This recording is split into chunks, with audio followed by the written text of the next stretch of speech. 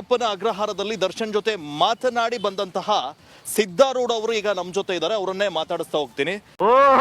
ಬರ್ಬೇಕು ನಂಜಪ್ಪನವ್ರ ಮಗ ಗುಂಜಪ್ಪನವರು ಬಿಡುಗಡೆ ಆದ್ರಿ, ಯಾವ ಕೇಸ್ ಮೇಲೆ ನೀವು ಜೈಲಿಗೆ ಹೋಗಿದ್ರಿ ಸರ್? ಮತ್ತೆ ಎಷ್ಟು ವರ್ಷ ಇದ್ರಿ? ಯಾವ ರೀತಿ ಇದೆ ಜೈಲಿನ ಜೀವನ ಅಂತ? ಸಾಧ್ಯ ಇಲ್ಲ ಈಗ. ಯಾಕೆ ಆಗಲ್ಲ? ಏನಾಯ್ತು? ಆಗಲ್ಲ ಅದೇ ಏನಾಯ್ತು? ಆಗಲ್ಲ, ಬೇಡ ಅದು ಆಗಲ್ಲ. ಯಾಕೆ ಬೇಡ ಸರ್? ಇದು ಒಂದು ಕೊಲೆ ಪ್ರಕರಣದಲ್ಲಿ ನಾನು ಕಾರಾಗೃಹ ಸೇರ್ತೀನಿ ಸರ್ 2003ರಲ್ಲಿ. ಅದಕ್ಕೆ ನನಗೇನು ಹೇಳಿ? ಈಗ ದರ್ಶನ್ ಅವರು ಕೂಡ ಪರಪ್ಪನ ಅಗ್ರಹಾರದಲ್ಲಿದ್ದಾರೆ. ಅವರು ಈ ಒಂದು ಪ್ರಕರಣದ ನಂತರ ಜೈಲಿಗೆ ಸೇರಿದ ನಂತರ ಬದಲಾಗಿದ್ದಾರಾ ಅಂತ ಸರ್? ಖಂಡಿತ ಸರ್. ಬಾಸ್ ಯಾವಾಗ ಜೈಲಿಗೆ ಎಂಟ್ರಿ ಆದ್ರೆ ಅವಲೇ ಬದಲಾಗಿದ್ದಾರೆ ಅವರು. ಇದ್ದಾರೆ ಆ ಪಶ್ಚಾತ್ತಾಪ ಅವ್ರ ಕಣ್ಣಲ್ಲಿ ನನಗೆ ಕಾಣ್ತು, ಮುಖದಲ್ಲಿ ಕಾಣ್ತು, ಅವ್ರ ಮಾತಲ್ಲೂ ಕಾಣ್ತು ನನಗೆ. ಬಟ್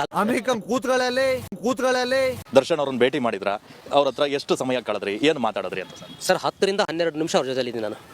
10 ನಿಮಿಷ ಧ್ಯಾನ ಮಾಡಿಸಿದ್ದೀನಿ, 1-2 ನಿಮಿಷ ಮಾತಾಡಿದ್ದೀನಿ ಅವ್ರ ಜೊತೆ ಅಷ್ಟೇ.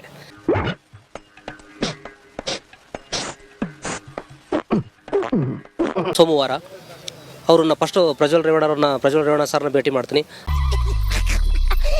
ವಿಷಯ ಅವ್ರಂತ ಅಧಿಕಾರಿಗಳ ಹತ್ರ ಹೋಗ್ತೀನಿ ನಾನು. ಅಧಿಕಾರಿಗಳ ಹತ್ರ ಹೋಗ್ಬಿಟ್ಟು ಸರ್, ನಾನು ದರ್ಶನ್ ಸರ್ ದೊಡ್ಡ ಅಭಿಮಾನಿ. ನಾನು ಅವರ ಮೆಜೆಸ್ಟಿಕ್ ಸಿನಿಮಾದಿಂದ ಕಾಟೇರ ಸಿನಿಮಾದವರೆಗೂ ಪ್ರತಿಯೊಂದು ಸಿನಿಮಾ ನೋಡಿರೋ ನಾನು. ಮೆಜೆಸ್ಟಿಕ್ ಸಿನಿಮಾದಿಂದ ಕಾಟೇರ ಸಿನಿಮಾದವರೆಗೂ ಪ್ರತಿಯೊಂದು ಸಿನಿಮಾ ನೋಡಿರೋ ನಾನು. 21 ವರ್ಷ ಜೈಲಿ ಇರ್ತೀನಿ ಸರ್. 21 ವರ್ಷ ಜೈಲಲ್ಲಿದ್ದು ರೀಸೆಂಟಾಗಿ 9/7/2024 ಬಿಡುಗಡೆ ಆಗ್ತೀನಿ ನಾನು. ಬೇಕು ತರ ಮಾತಾಡ್ತಿದ್ಯಲ್ಲೋ ನನ್ನ ಮಗನೇ. ಈ ತರ ಸಾಕಷ್ಟು ಬುಕ್ಸ್ಗಳ ಕಲೆಕ್ಟ್, ಒಂದು 15-20 ಬುಕ್ಸ್ಗಳು ಇದೆ ಸರ್ ಅವ್ರ ಹತ್ರ. ಅದನ್ನ ಜಾಸ್ತಿ ಓದ್ತಾರೆ. ಸ್ವಲ್ಪ ಹೊತ್ತು ಟಿವಿ ಇದೆ ಅವ್ರ ರೂಮಲ್ಲಿ.